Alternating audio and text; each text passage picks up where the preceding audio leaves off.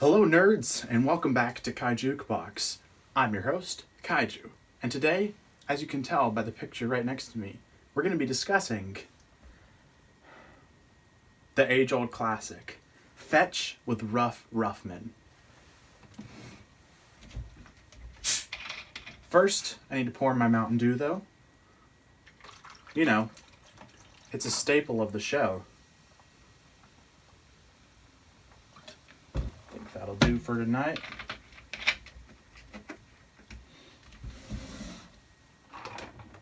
Let's test it.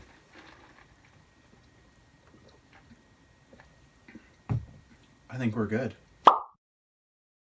As I said, we're going to be discussing Fetch with Ruff Ruffman.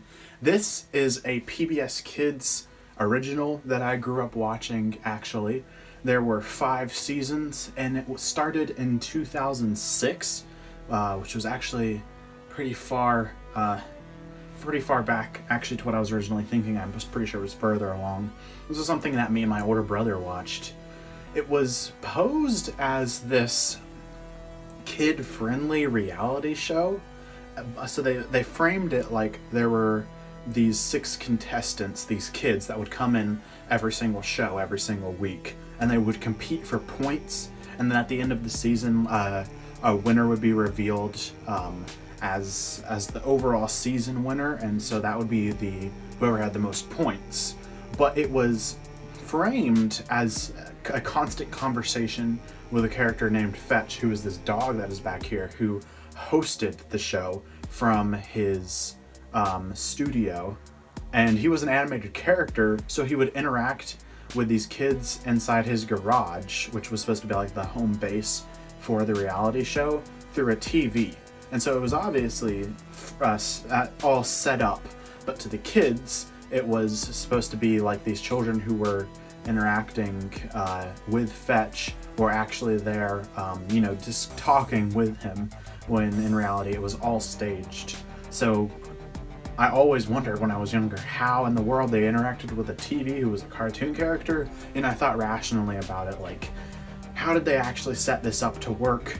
And I was trying to figure out in my head, and honestly, till today, I can never figure it out how they were actually able to interact with a fake character through a TV screen.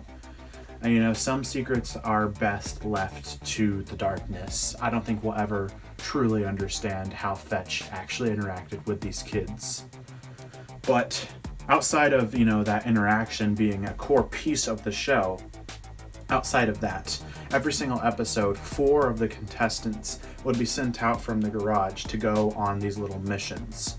And the purpose of the show was, as with all PBS Kids shows, is to educate children. And so the 4 contestants that would leave the garage and go out and actually compete in the game show itself, this reality show, had to go do challenges that were educational. For example, Season 1, Episode 1, the 2 of the characters are sent out on a mission to fill out a solar chart of the solar system, and so they go and find clues all over this particular area of the city. I'm just doing this off memory. I've seen the episode a couple times, once long ago, once within the past couple years or so. In fact, me and a couple friends tried to pull an all-nighter last summer and actually watch the first season through, and we didn't end up finishing it. We got too tired. I think we started probably around midnight, maybe got to about 3 a.m. and kind of gave up. So yeah, these kids would be sent out on these missions, and it was always pretty odd, but very engaging. Some were better than others. It seemed that, because they would split off in different groups, sometimes one of the 4 would be in a group, and then 3 of the 4 would go off and do one thing. Sometimes they'd split into 2s, but they would always be in groups so that they would have an even shot at winning points. Meanwhile, the 2 other leftover of the 6 contestants would stay back in the studio and compete in kind of a halftime quiz show. I think that's what they called it. But you always felt bad for the ones who had to stay back, because they just kind of had to sit there and answer questions about the episode halfway through it. It was always really lame. I guess they were testing how much they were paying attention. but it always felt very fluffy and very fake, and never really felt very fluid to me, even as a young person. So I wonder how other people really interacted with the show. Like, let me know down in the comments if you stumbled across this video.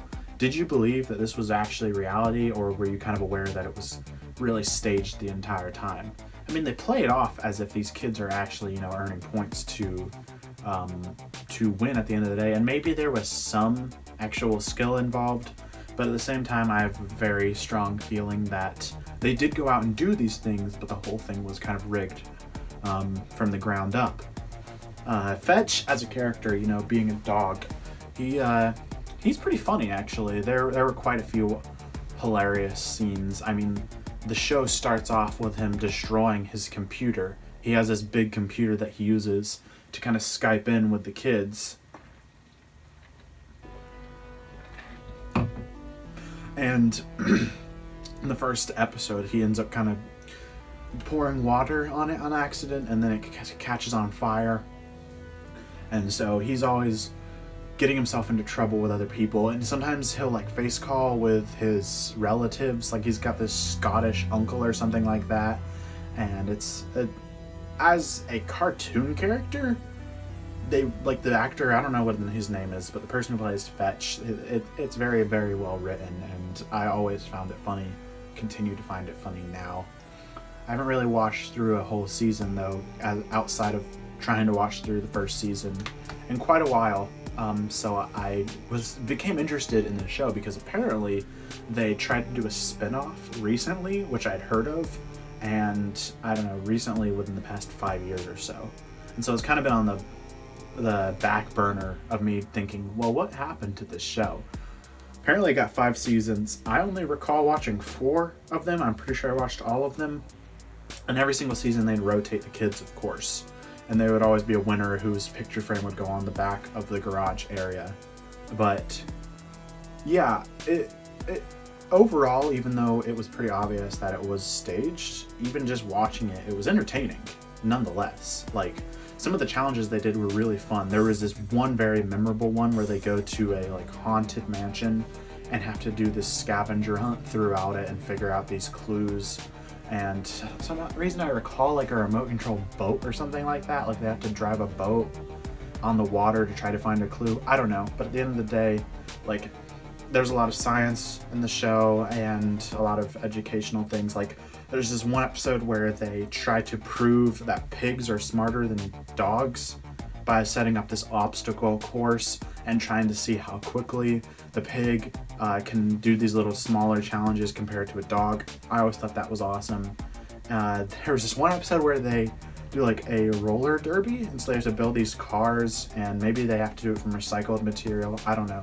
They were always trying to incorporate things like that into the show because it's PBS Kids, educational. You got to teach them. So. And then also there was one final big part that stand out to me. I'm pretty sure this was in the first season. One of the characters has to go off. This is when he's off on his own, and there was another group of 3. So he's going off, and his challenge is to work with a stand-up comedian and like develop his own act so he can go to like a neighborhood talent show and perform stand-up comedy. For some reason, like that always inspired me. Like, yeah, I could do that. I could be a funny guy and maybe be in front of a camera and talk about dumb things and be funny. I could do that. But yeah, as a whole, I used to really enjoy the show. I will at some point probably go back and rewatch it. I don't know, maybe the first season. We'll have to see. Maybe I'll do an update video after I've already watched the first season all the way through. But something tells me it won't hold up quite as well as I remember. It tends to be like that. Another thing that was a piece of watching this show was the PBS Kids website. They always advertised at the end of every single episode, go to our website and play the Fetch with Ruff Ruffman Flash games, or whatever they had through the website. And I played quite a few of those games. I played like the Curious George ones, specifically I remember a couple other ones, but I remember doing the Fetch with Ruff Ruffman video games through the internet browser, and something, I mean, we never really had really powerful computers, so being able to play these smaller games through the web browser was always really cool. Did that a lot on Lego.com as well. Being able to play those was definitely a highlight of an experience of actually watching the show. Yeah, altogether though, a lot of good memories watching the show, especially with my older brother, who was kind of more aware when I first started watching them. So a lot of the show has kind of gone into the back of my memory and kind of just small fragments here and there. And I kind of just wanted to discuss it openly. I haven't really done a whole lot of research to see how the show fared, if people actually liked it. I'm not sure, but it's kind of like this cult classic, I guess. Maybe it's just a cult classic to me. I don't know. I could be crazy. But if you like the show as well, and if you watched it, maybe you hate it, I don't know. If you watched the show, let me know in the comments, because I'm curious to see who else watched it. Maybe it was just me and my older brother. Very possible. But I don't know. Fetch with Ruff Ruffman. That's gonna be it for this video, guys. I will see you next time.